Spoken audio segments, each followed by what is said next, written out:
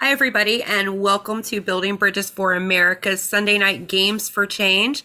Tonight, we are very lucky that we have one of our endorsed candidates, Jim Obergefell, excuse me, is joining us, and he is running for the state of Ohio's House District. And we're going to have a little Q&A with him tonight and get to know Jim and his vision for Ohio. Jim, if you would like to introduce yourself and tell us a little bit about you, and then we will jump right into the Q&A. Fantastic. Well, thank you for inviting me to be here tonight. I'm thrilled to do this. And thank you to all of the volunteers who are giving of your time and your efforts to help make our country a better place. I am Jim Obergefell, and I'm running for the Ohio House. I wish I could tell you what district number or what my district looks like, but unfortunately, Ohio still hasn't figured that out. And the primary, which was supposed to be May 3rd, looks like it will now be in August. So a lot of things are up in the air, right? August. A lot of things are up in the air, but I'm excited to be running. And, never once in my life did I dream of or think I would be running for office. I wasn't one of those kids who in grade school thought, I'm going to be president one day. Never, ever thought that. But here I am running for office. And you might wonder, well, Jim, what prompted you? Why did you decide to run for office? And, people know my name because of a certain Supreme Court case, Obergefell v. Hodges, that helped bring marriage equality to the entire United States. I have to tell you, that experience changed me profoundly. There's something about being part of a fight to make things better, to make the world a better place for everyone, that changes you when you go through that. And I was never an activist before that in any way, shape, or form. I voted all the time, but I wasn't an activist. But going to the Supreme Court to fight for my late husband, John, to fight for our marriage, to fight for couples like us, and to fight for really to belong to we the people, to be treated with dignity and respect, it changed me. And I realized that I have to keep fighting to make things better. I have to be part of making a difference. And last June, I moved back to my hometown in Northern Ohio, Sandusky, Ohio. For anyone who likes amusement parks, if you've ever heard of Cedar Point, America's Roller Coaster, that's my hometown. And I moved home. And I'm the baby of 6. All 5 of my siblings, their spouses, most of my nieces and nephews are still in this area. And I was actually having coffee with one of my friends who's a former Ohio House of Representatives member. And he said, Jim, what would you think about running for office? And I thought about it. And again, it wasn't something I grew up dreaming about. The seed had been planted back in 2015, the summer of the decision, the idea of running for office. And that idea had grown in my mind, but it wasn't something I ever really went out to do. It wasn't something I necessarily thought would happen. But suddenly, here's this opportunity for me to run for my hometown, to run to represent my family. And again, going back to what I learned about myself and my experience going to the Supreme Court, it was a chance for me to make things better, because Ohio, our legislature is doing a lot of not good things for the people of Ohio. And it seems to me that so many people in elected office, they've forgotten that they are there as public service.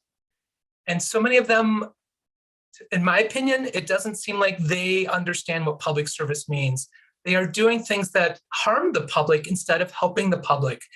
And for one perfect example, I think most of you are familiar with Florida's Don't Say Gay bill. Well, Ohio decided they didn't want to be outdone, and the House of Representatives on Monday this past week proposed a new bill, a Don't Say Gay bill, that actually takes the Florida law and makes it worse. It would apply kindergarten through 12th grade. And all I can think is, why are these laws aren't necessary, but why are people doing this? Because these laws are harmful. they harm kids in school. And I just think about, a girl in second grade during show and tell talking about her moms. Is she suddenly going to be in trouble because she talked about her moms in second grade? What about the teachers, the staff who are members of the LGBTQ plus community? This proposed law is so harmful. And the last thing we should be doing is making it harder for kids to feel comfortable in who they are and to feel safe. And this law does nothing but make them feel unsafe in school, a place they're supposed to feel safe. It's going to increase suicide rates. I really fear that will happen. And that's the last thing a public servant should be doing, is making life worse for kids in school. I will also say this bill would ban the teaching of divisive concepts. So how is that going to prepare our kids to be members of a diverse, complicated world if they can't even be taught about our nation's history and the challenges we've faced in our country? So this bill is just horrible. And that's just one example of so many things that the Ohio House of Representatives has been doing. Instead of doing things to make things better for Ohioans, they are actively making things worse. They should be focusing on creating jobs, well-paying jobs for Ohioans. They should be focused on making sure that people can afford healthcare and access healthcare, because we all need that. In my opinion, healthcare is a human right, and we should have that. So there's so many things that the Ohio House of Representatives is doing that just go against my values. They harm Ohioans. They're the wrong thing to do, and they certainly are not making Ohio a better place. They certainly are not contributing to making our nation a more perfect union. So those are the things that really inspire me and motivate me to be involved, to throw my hat into the political ring and say, I want to represent my home state. When I win, I like to say when, because I'm going to win. When I win, I will be the only openly LGBTQ plus member of the Ohio House of Representatives. Nikki Antonio was the first, and she's now the only openly LGBTQ plus member of the Ohio Senate. We need a seat at the table for the LGBTQ plus community, and not just the LGBTQ plus community, but all marginalized communities. And I'll end with this, because this is one of the biggest changes for me over time is, people think of me as an LGBTQ plus activist. And I understand that, because I fought for marriage equality, and that's how people got to know my name. But I'm not fighting just for my community. And in fact, in my opinion, I have no right to ask for my rights as a gay man if I'm not also demanding rights and equality for every marginalized community, whether that's people of color, immigrants, women, you name it. We all deserve to be part of We the People. We all deserve the same rights and protections under law.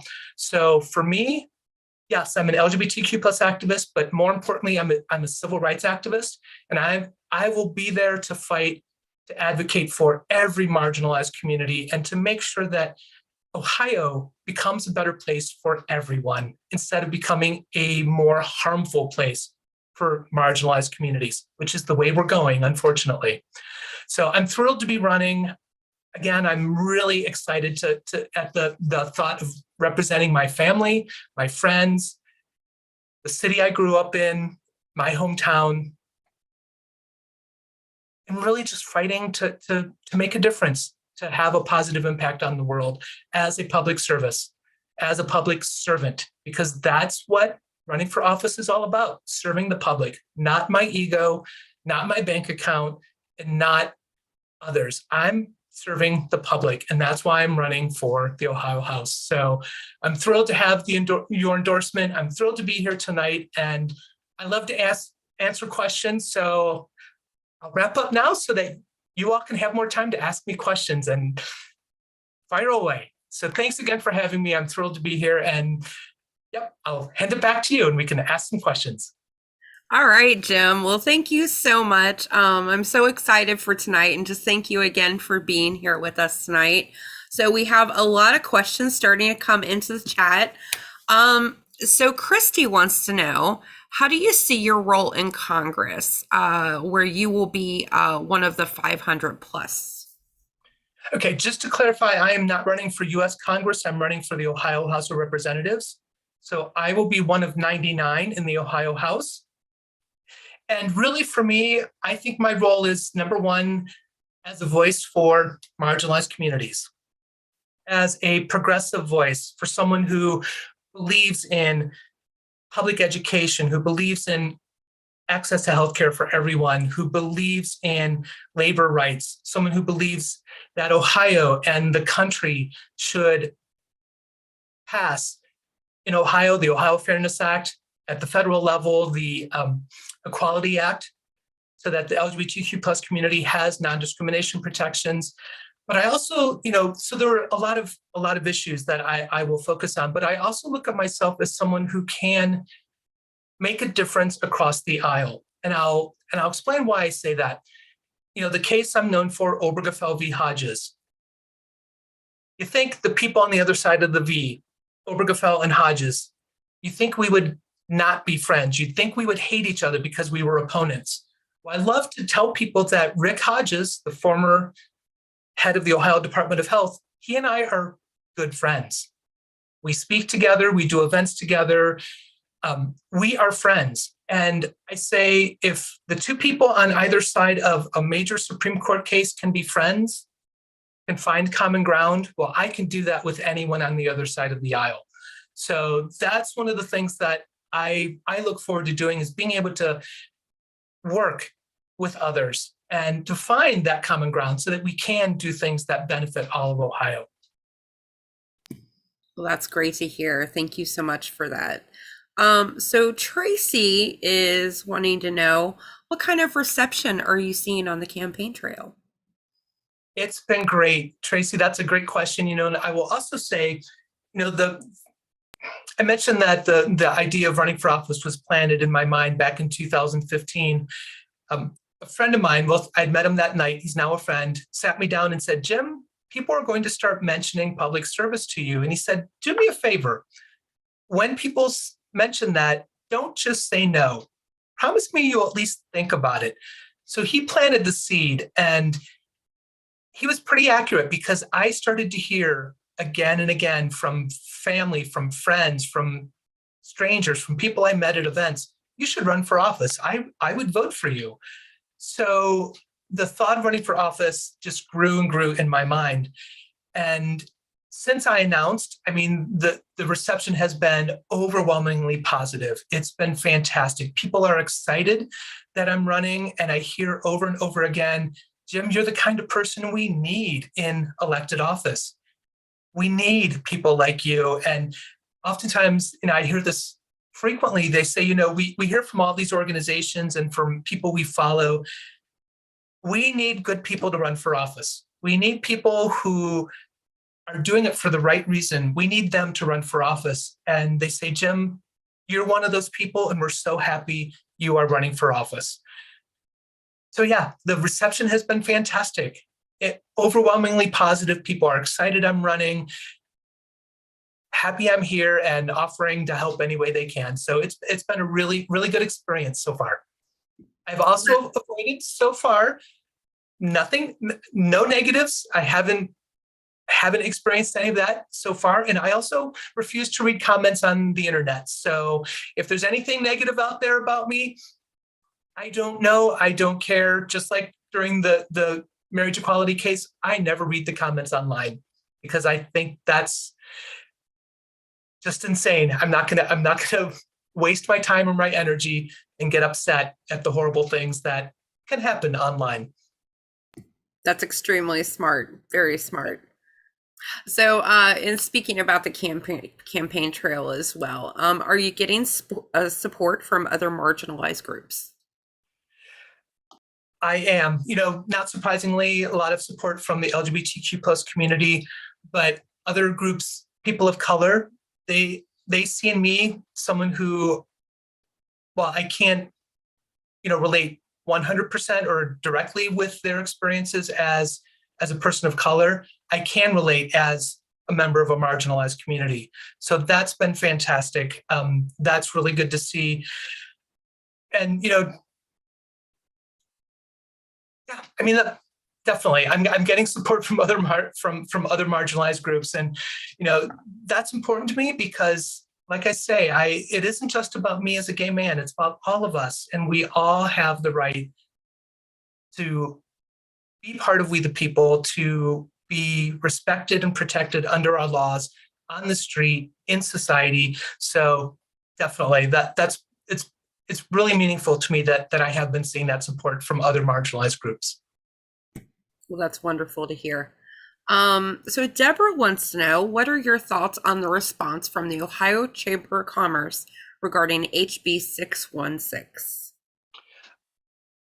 I actually haven't, maybe Deborah, was it Deborah, I think? I have missed what the Ohio Chamber of Commerce has said about that. Do you want me to just give you a quick summary? That would be fantastic. Thank you. Yeah, basically it was very diplomatically written, but it was basically Ohio is trying to grow and bring in new industry, and a lot of the things you're doing is putting people off. They're not going to want to come. And I was so glad to see, I mean, we know the type of people that Republicans value, and that's business people. And to see the Chamber of Commerce come out and say that, I thought was wonderful. That is fantastic. Deborah, thank you for sharing that. That's really good to hear. And, and that's what businesses should be saying, just from the point of view of, as a business owner, you want customers, but you also want the ability to hire employees and retain your best employees. Well, laws like this keep people from coming to Ohio. It causes people to leave Ohio, and that isn't good for business. It creates an environment where people are unwilling to come to the state, rightly so. And, I'll go back to the city of Cincinnati. When I lived in Cincinnati in the mid-90s, Cincinnati passed a ballot issue that updated the city charter, so the city constitution, to say that no laws could be passed to protect the LGBTQ plus community. So not only did Cincinnati not have non-discrimination protections, they were the only city in the country that actually updated their city constitution to say no laws could be passed to protect the LGBTQ plus community. And that hurt business. And it was the businesses who started to say, you know what, this is really harming the city of Cincinnati. It's harming our business, our ability to hire and retain employees. This has to change. And they were one of the motivating forces behind getting that charter amendment repealed. So that's fantastic, Deborah. I'm really thrilled you shared that with me, and makes me happy that they're saying that, because that is what businesses should want. They should want a state where everyone is welcome, everyone is protected, everyone is respected, because that's good for business. I lived my entire adult life in Cincinnati, Ohio. I live in Florida now for the last 5 years, but I remember when that got repealed, and it was such a great thing for the community when it was. Okay, so we're going to talk about teachers now. Are the teachers unions backing you? I hope so, because I am a former high school German teacher. I'm definitely a proponent of public education, K through 12. I'm public education, public school student. So I will be going for those endorsements from the teacher unions, because that's really important to me. And having done that job, I have quite a few family members who are teachers, lots of friends who are teachers. I hope so, but it's also one of those things, all of the union endorsement process hasn't necessarily kicked off to a great extent right now, because that typically happens a little bit later in the year, but that's definitely one I will be going for. And fingers crossed I get it, because like I say, public education is vitally important to me. I am against vouchers, sending public tax dollars to non-public schools. Ohio has to fix our public education funding. I mean, it's been 20 years, maybe even a little bit more, since the way Ohio funds its public schools was found unconstitutional, and we still haven't fixed it.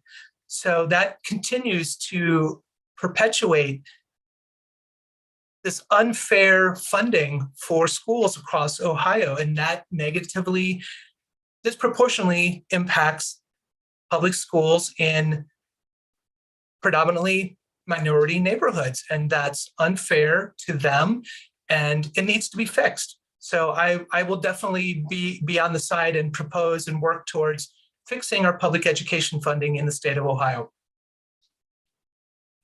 Really glad to hear that. So Ohio is coming up with their own version of what Florida has done with the Don't Say Gay bill. And we have a couple of questions in the room about that. So can this bill go beyond targeting the LGBTQ? It's so vaguely written, it could be used to target pretty much any marginalized community. And especially because, the provision to ban the teaching of concepts that make someone uncomfortable. I mean, that can go awry. That can be used in so many ways because it is so incredibly vague. And it just stuns me that any elected official would think that is the best thing for our schools. It's a disservice to our students. They're not learning reality. They're not learning our nation's history. They're not being prepared for life in a complicated world. How is that fair? And we're just what's that saying? Those who don't learn from history are doomed to repeat it. Well, if we're not teaching our history, we're going to repeat our history. And that's an issue. So yeah, I believe this bill could be used to target all sorts of minority groups, because if we can't say gay, what's next? We can't say Black. We can't say, where does it end? And that concerns me.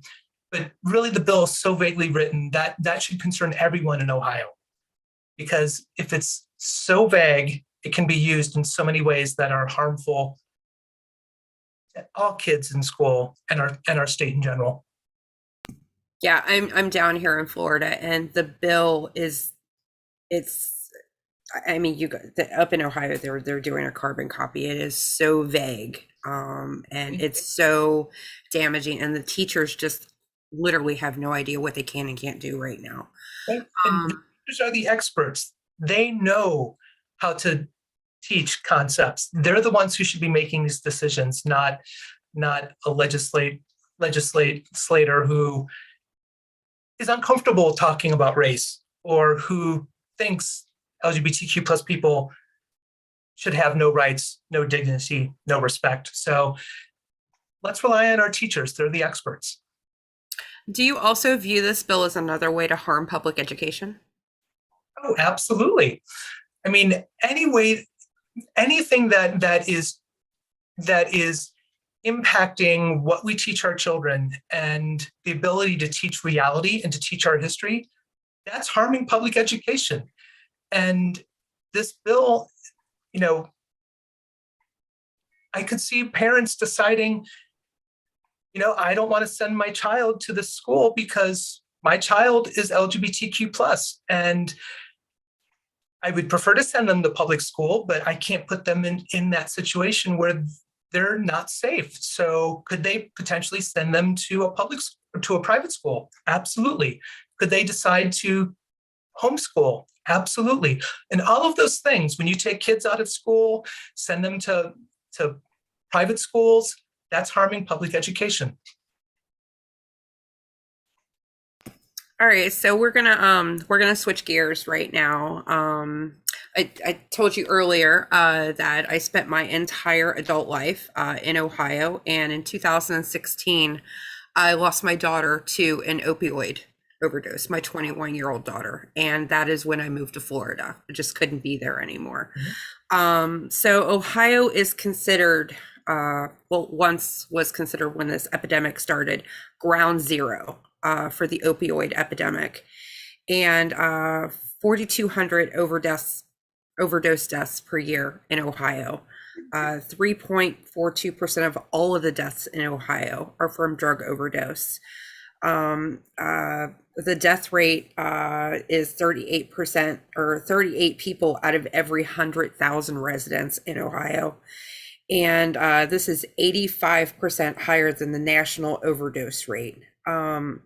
So my question to you, in addition to what President Biden has already done, which is, in my view, as a parent who lost a child to this war on drugs, it's a beginning, it's a starting point, but it's not enough to really make headway. What, if any, legislation are you going to bring to the Ohio House of Representatives to, one, protect people that are like cancer patients, AIDS patients that need these types of medications, that need opiates to manage their pain, and also to address the struggling addict in Ohio? Well, first off, my condolences. That I can't even imagine how painful and how horrible an experience that was for you. And I understand needing to leave Ohio to go somewhere else. So I'm sincerely sorry for your loss. This will take a lot of research, a lot of reading, a lot of discussions for me to really figure out what types of legislation would help this situation. But we need to make sure that we're going after the physicians who are prescribing these drugs in excess, and find those pill mills, as they call them. We need to work on that. We need to make sure that our police force is equipped with, is it Naxalone? Do I remember that correctly? The drug to help with ODs. If we have the ability to save someone who is overdosing, we need to be able to do that. And we can do that by providing that life-saving drug. So that's really important. I guess at this point, I don't have enough of the details to even talk about what type of legislation I would propose. But Ohio has the fourth highest rate of deaths related to opioids in the United States. And we have to address that. And I think part of that as well is, let's make sure we're providing the services, the mental health services to Ohioans, because unfortunately, a lot of people who end up addicted, perhaps mental health services would help prevent that. And we need to make sure that mental health is a priority in Ohio, because that has an impact in so many ways. So, but it's also changing attitudes and addressing, a lot of people have the attitude that if you're addicted to a drug, it's all your fault and you're a bad person because of that. Well, we need to address that, because that isn't true. These drugs are addictive, and addiction is a disease. And that's something we have to address. We have to address those attitudes, but then also find ways to provide the support, the treatment that people across the state need to break that addiction, to claim their life back from that drug. And again, that is definitely something I will work on. I can't give you any ideas of what legislation I would do at this point, but I will definitely work toward and fight toward making things better when it comes to the opioid epidemic in this state, because we have to do something. We can't continue to lose people to these drugs. I agree, and I appreciate that you're going to take the time to do some research to educate yourself on this issue. I appreciate that. So Christy wants to know, can you address the messaging towards and about the AAPI community? She's seen a lot of blowback from Tim Ryan's ad, and it was explained to her by someone in Ohio that a strong fear of China is a good message to win. And I lived through the last yellow scare of Japan, and it resulted in a lot of assaults and some killings. How are you talking with your voters regarding the AAPI community? Well, to be fair, in my district, whatever my district looks like, there is not a large AAPI population. So I haven't had conversations around that community, the challenges that they face, or the controversy over his ad. I will say that,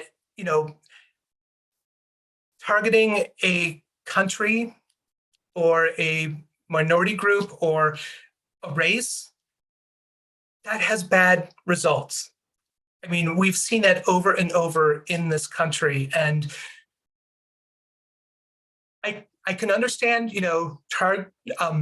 targeting China from policy perspective and the things that the Chinese government does, but that's vastly different from targeting AAPI people in our society. And like I say, that hasn't come up in my district whatsoever.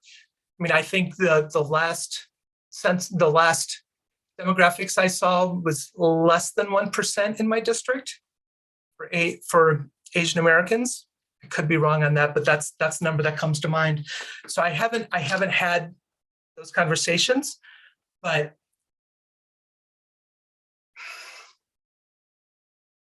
yeah, I'll have to look into that ad too, read more about the controversy, but it doesn't do anyone good targeting any minority group, any race, because that just leads to hatred, that leads to issues in our society. And those are the things we should be avoiding instead of encouraging. But again, I can't really say a whole lot about it because I don't know that controversy at all. And like I say, this hasn't been an issue that's come up for me in my district as of yet. Will you, in relation to this, will you seek out AAPI voters so you can hear their concerns? Oh, absolutely. That's, I need to, my plan is to reach out to all marginalized communities in my district. In general, going door to door is one of the most important things that I can do as a candidate, and that's the chance to meet the people in my community, the people in my district, the voters, and meet them one-on-one and hear from them what their concerns are, what the issues they are facing are. So that is absolutely something I will do. AAPI, the Black community, you name it. Because for me, I can't just think about myself as a white cisgender gay man. I'm not the only demographic in my district. White people are not the only demographic. And I want to represent everyone. I want to be aware of what's impacting the people of my district and across Ohio. So absolutely, I will be looking for ways to make connections with AAPI, the AAPI community, as well as all other communities to understand what their life is like and how I could help make things better. One of the complaints that we're seeing in a lot of the other states and in relation to minority communities is people they're only printing their materials and their literature in English. Are you printing your materials in other languages other than English? Spanish will be important to me in this district. I would say the Latinx community is probably the third largest ethnic community, racial community in my district. So that's important. So I haven't printed a whole lot at this point, mainly because I still don't know what my district is. So waiting to see whom I'm representing from a district point of view, that's kind of driving when I will do materials. But my intent is to make sure that I am reaching my constituents in other languages, because that is very important. Yeah, it really is. And I appreciate that answer. Okay, so we're going to switch gears a little bit. Susan wants to know, no, actually, it's Tracy. I apologize. How hopeful are you for bipartisanship in Ohio?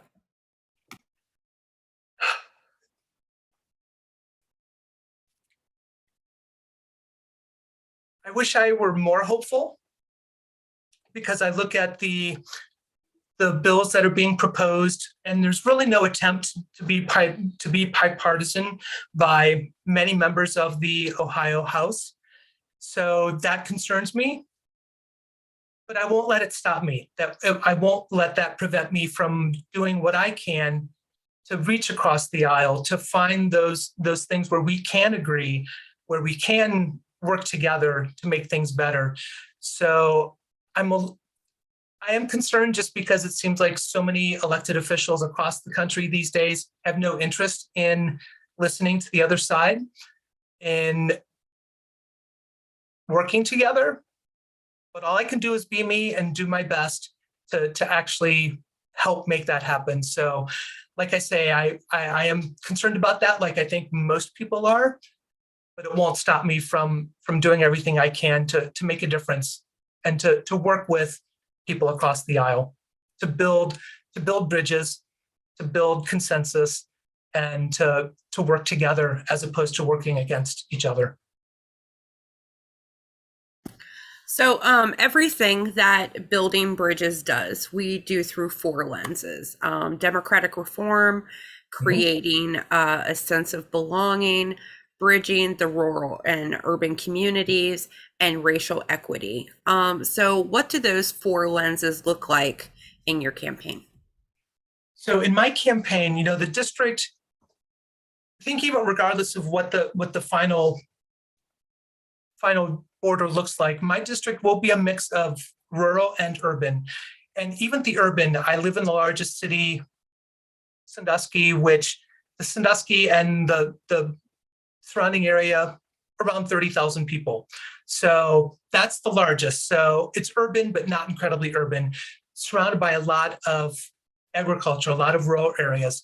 So the way I will approach that is making sure that I'm getting out in the district, visiting the townships, the towns, the villages, attending township trustee meetings, going to those festivals. So being out throughout the district, whether it's in the cities or in the rural agricultural areas, being out there so that people have a chance to meet me and talk with me and share their concerns. So that's certainly what my campaign will do. As far as the racial aspect, Sandusky as well is by far the most diverse city in the district. So I'm active with the NAACP. I will, continue to work with them, the president, the entire board, just to make sure that I am fully up to speed on the issues that the Black community faces in this district. And what were the other two? Oh, voting rights, right? For protecting democratic reform, reform. rural and urban communities, creating a sense of belonging. Thank you. All right, so democracy. One of the most important parts of democratic reform or protecting our democracy is the right to vote. And I will absolutely fight anything that comes up that attempts to deny people the ability to vote, to infringe upon the ease of voting. So that's one of the most important things for me in the state of Ohio, is to make sure that the right to vote is protected, respected, and expanded, to make sure that voting is as easy as possible. People have the ability to vote early, to vote by mail. So democratic reform there, vitally important. Belonging, I think for me, that just is kind of a natural thing as part of a marginalized community, as part of the LGBTQ plus community. I know how important it is to feel a sense of belonging. I mean, honestly, that was a big driver for why I went to the Supreme Court. John and I wanted to belong. as a married couple. We wanted to belong in our society. So belonging is very important. And the way my campaign will address that is, again, by making sure I am reaching out to the various communities within my district to meet with them, to speak with them, to understand the issues that are of importance to them, and then to work with them to develop ideas, to develop legislation that will address those issues and actually make life better for them and make sure that they feel that they are part of We the People, make sure that they feel a sense of belonging, not just in the district, not just in their community, but in the state as a whole. So belonging, like I say, that's just kind of my natural. That's where I really find my sense of self is we all deserve to belong. And the way I will do that, like I say, is by being available and open to people. Unlike the incumbent in this district, I will answer my phone, I will return phone calls, I will hold meetings in the district. I will go out into the community and meet with people to understand what their lives are like and what would make a difference in their lives. So for me, belonging comes down to being open, listening, and working with the people that I am there to serve. Awesome. Thank you so much for that. So other than the issues that we've already discussed this evening, what other issues are you focusing on in your platform? You know, one of the biggest things for this district, jobs and opportunities. People need jobs that actually pay them a living wage, that pay them well and provide healthcare. You know, I think back to my childhood as a lot of the industry in this district closed and disappeared. I remember when Scott Paper closed a factory in Sandusky and my dad lost his job and my brother lost his job. I remember the fear that I saw in my parents' faces. I remember the stress that put them under. So jobs and opportunities are one of the most important things in this district. We've lost a lot of industry. This district also, you know, relies heavily on tourism and lake recreation because we're right on Lake Erie. And with the amusement park Cedar Point and everything that comes with lake tourism, tourism is a huge part of our industry, but we can't rely on tourism alone. So it's really working to figure out how can we bring in more jobs? How can we encourage businesses to locate in this district? But then also making sure that we're ensuring that the jobs that are there are jobs that pay a living wage. So I'm certainly a proponent of raising the minimum wage. You know, I think $15 an hour makes sense in our current world, and that should be the minimum wage. So working for jobs and opportunities, that's really important.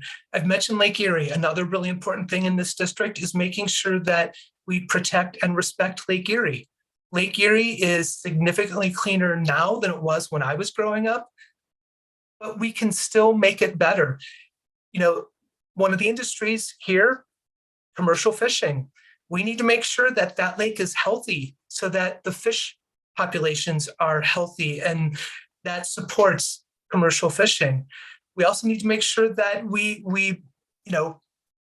don't pollute the lake, and we're making sure all of the waterways that lead into the lake are clean and healthy. And part of that, you know, this is the environment. We also need to encourage and promote renewable energy. The current House of Representatives, they have passed several things that have harmed the renewable energy business. You know, they've impacted the ability of renewable energy companies to bid on projects.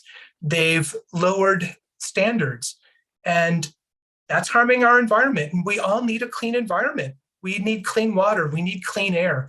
So jobs, opportunity, Lake Erie. And for me, I've already talked about this, but public education is vital for me. As a teacher, that's one of the things that I care about.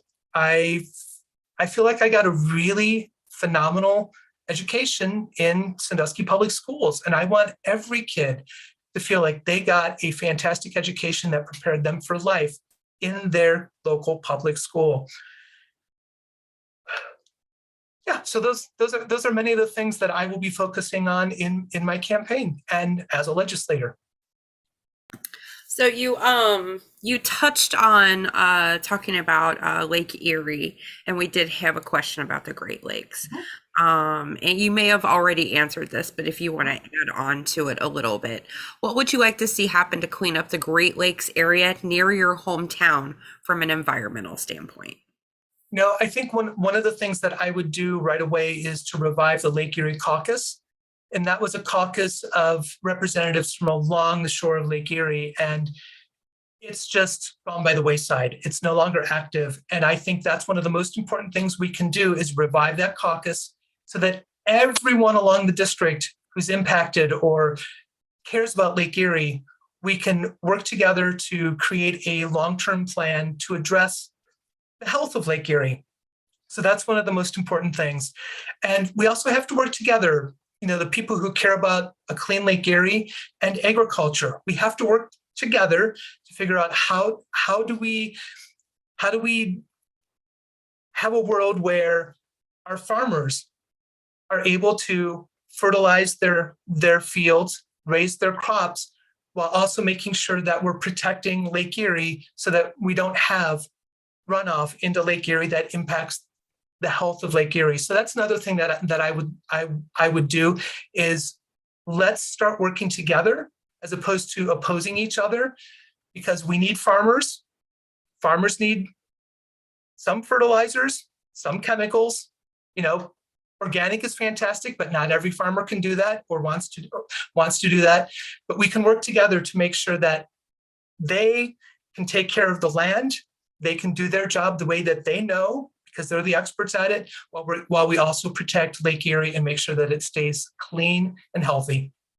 So the caucus, and let's work together with agriculture to make sure that we are doing everything we can to protect the lake. That sounds great to me. So if you're just joining us, we had a few people just come in. If you have a question for Jim, you guys can go ahead and put it over into the chat and I'll make sure that we get to that question. So our next question comes from Tracy. She is a graduate of BGSU and she has a question about that. She said that BGSU is near you. Is it in your district? Will it be in your district? And if it is, will you be reaching out to students there? Well, fantastic. And Tracy, I'm very fond of Bowling Green because I worked on my master's at Bowling Green State University. So go Falcons. Main campus is several counties away. It's about an hour, I think 3 counties away. However, within my district, in Huron, there is the Firelands campus of Bowling Green State University. So that's about 8 miles from where I live.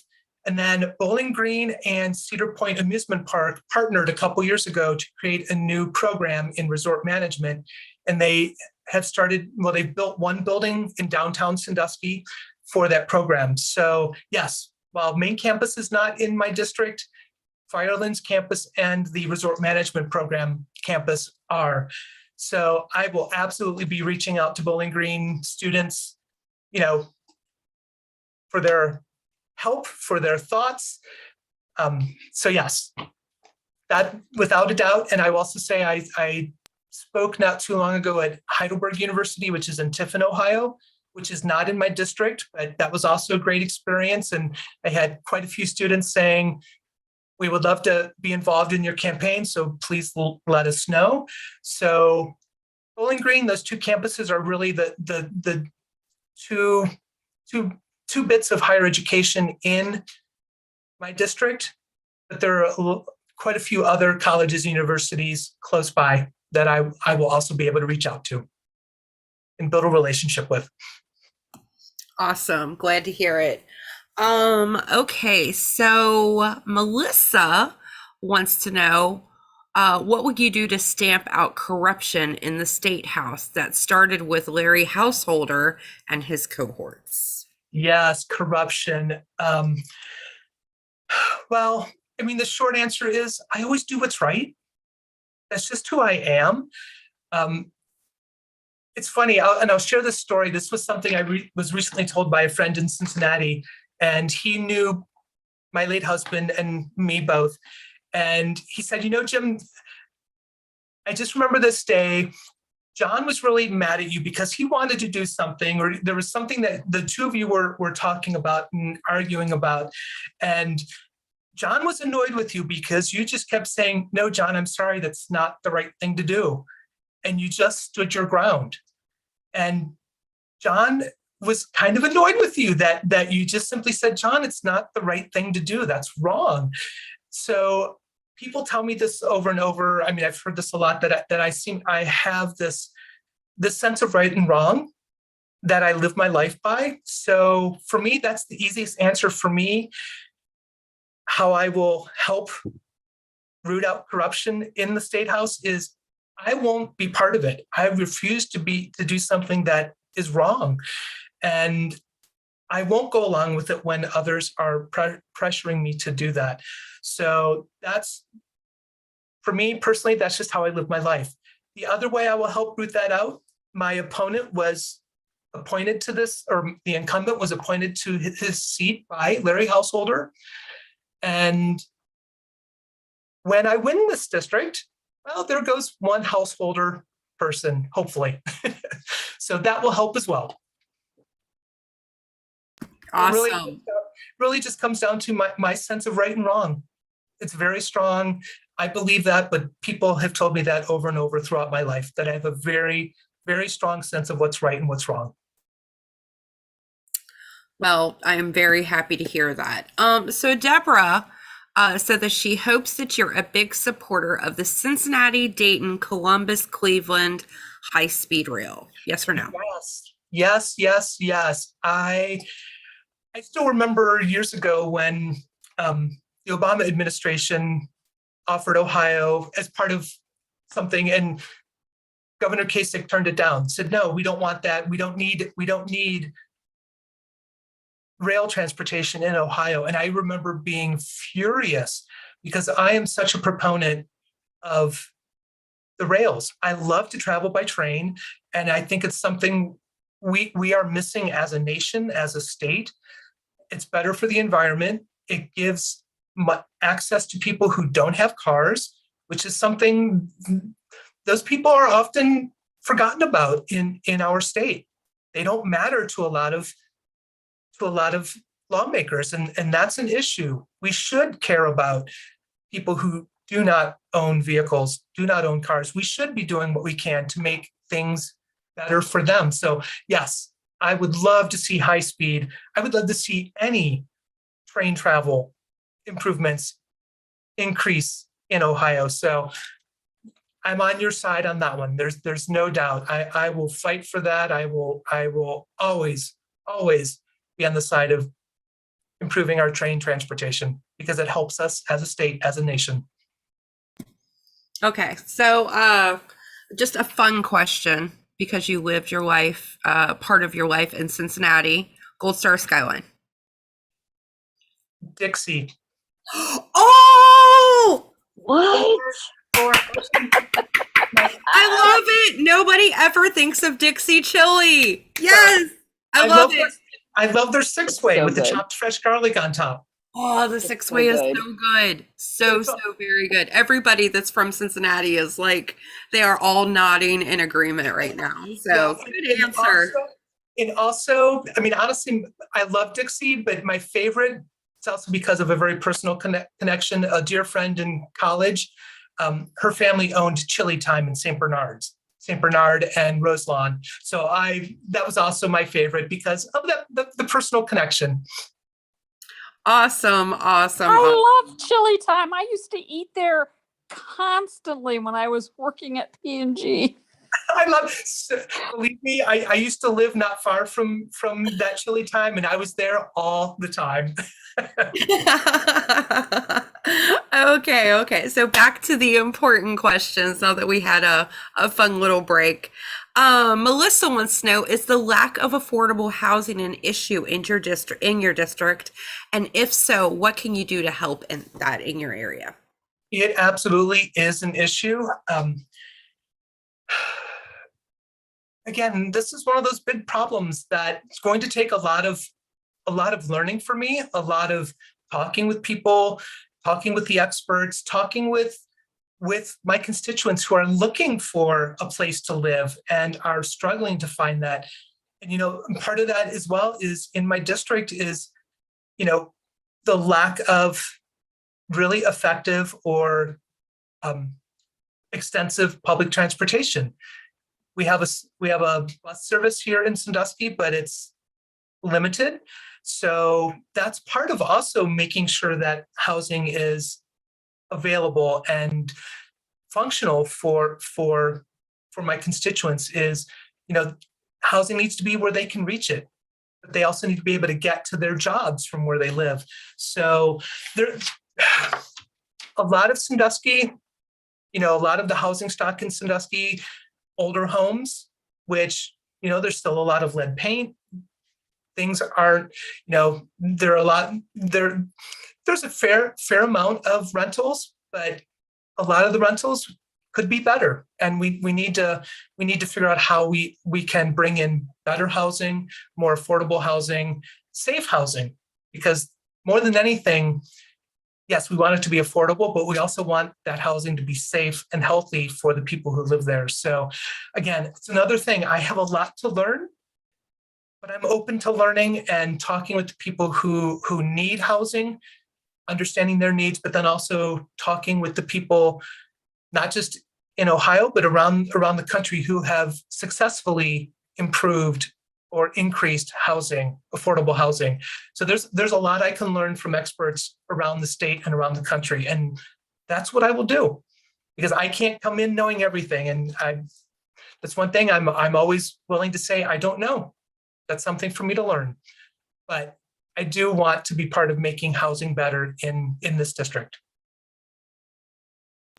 Yeah, it's a growing problem in so many states all over the country. Right. I'm glad it's going to have your attention. So Christy wants to know, what do you think about the German-style community college and industry partnerships? A lot of industry looks at the trained workforce. I love that. That's something we have lost in this country is, the trades. Trades are so important, and they are great jobs. They provide great wages, and we need to be doing that more. We need to invest more in those types of programs. And having lived in Germany, I'm a fan of a lot of things that the education system in Germany does. And those partnerships are vitally important because it gives students real world experience on the job, and anything we can do to increase that. I'll point out that program, that partnership between Bowling Green and Cedar Point. There's a great example of that partnership between business and higher education, or education in general, to help prepare students for a career and to give them the skills that they need. So EHOVI, which is the vocational school for Erie and Ottawa and Huron counties, does great work. And that's something, again, public education. That's part of public education, is providing that vocational training for the trades, for skills. One of my nieces has been studying coding at EHOVI. So she will end up in the workplace in most likely high tech, doing coding work. So there's a lot that we can do to prepare our students, our children, for a career with those partnerships between education and industry. And I think taking the example of Cedar Point and Bowling Green as an example, and recreating that as much as we can with other businesses, other industries, other career paths, will do nothing but make things better for our kids and for their futures. Great answer. Awesome answer. So Tracy is curious about food deserts. Are they a problem in your district? And is it just the inner city areas or the rural areas as well? There are some small towns and remote sections of Connecticut who have nothing but Dollar General. It is most definitely an issue in this district, not just in the city. You know, I think about downtown Sandusky, and downtown Sandusky doesn't have a grocery store. So people who live in downtown and the neighborhood surrounding downtown, they cannot easily go to the grocery store, especially if they don't own a vehicle. So that's an issue in the urban area. Rural areas, honestly, in some ways, it's even a bigger issue because they are 10, 15, 20 miles away from the closest grocery store. And you're right, the dollar store, they can help, they can provide some great things for residents, but they're not getting that healthy food that they need, the fresh fruit, the produce. So yes, food deserts, we're not unique. We're like so much of the United States where we have food deserts, both urban, suburban, and rural. And we have to fix it. What that looks like, again, another big issue, but something we need to address because healthy food makes healthy people. Agreed. So we're coming to the end of the town hall, and this is a question that I ask all of the candidates. So you are stuck in an elevator with an undecided voter. Convince them to vote for you. Great. So hi, I'm Jim Obergefell, and I'm running for the Ohio House of Representatives. And I decided to run for the House of Representatives because I want to make things better for you as a constituent, as a resident of this district. I want to make things better for everyone across Ohio. I believe that everyone deserves the right to be fully part of We the People, to live their life on a free and equal basis with everyone else. And that means having access to a well-paying job. That means having quality healthcare, affordable quality healthcare. That means having great public schools that allow you and your children to learn to be productive and well-educated members of our society. I believe in doing what's right. I believe in making things better for people. And if you look at the Ohio legislature right now, not everyone there believes in public service. They are there for themselves. They're there for their pocketbook. They're there for their ego. That's not what I'm doing. I am running for the Ohio House because I care about you. I am one of you, and I want to make things better for you. I will be your voice at the table. I will be your voice at the State House, and I want to work with you to understand how your life can be better and what I can do to make that happen. Well, Jim, I just want to say thank you so much for being here. It has been wonderful to get to know you and to have a chat, and for all of our volunteers to have an opportunity to get to know you. For everybody who's watching on YouTube, you can learn more about Jim by visiting Obergefell4Ohio.com. And just thank you so much for being here, and everybody have a great night.